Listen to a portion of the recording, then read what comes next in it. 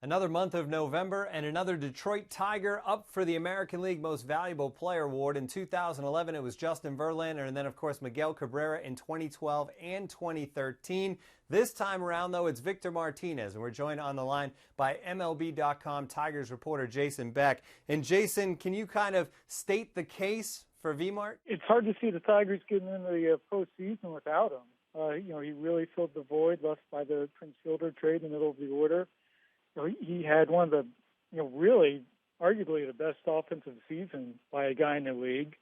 Led the league in OPS, led the American League in on-base percentage, and really, took up a huge chunk of the offensive void that they needed somebody to fill in the middle of the order.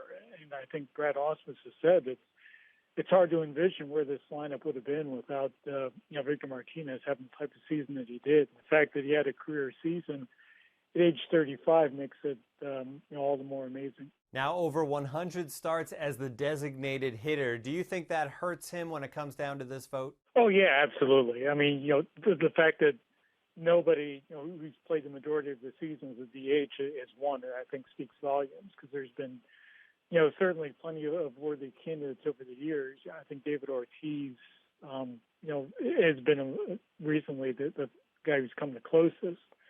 But, I think, given, especially nowadays, the premium placed on a defensive position and defensive contributions, I think it makes it, a difficult challenge for any DH or anybody who's, basically a full-time DH to even get consideration, which I think the fact that Victor's even in this conversation, is a tribute to what he did.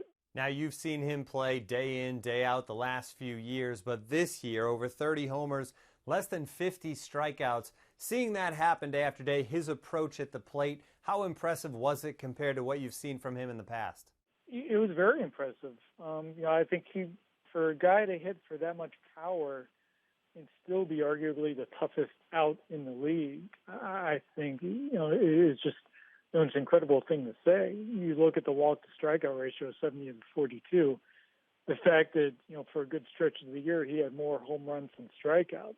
Really just from the combination of pure hitting and power hitting was just remarkable. And I think it's something that, you really only see once every several years. Nobody really seen it, from a statistical standpoint since the days of Barry Bonds, really.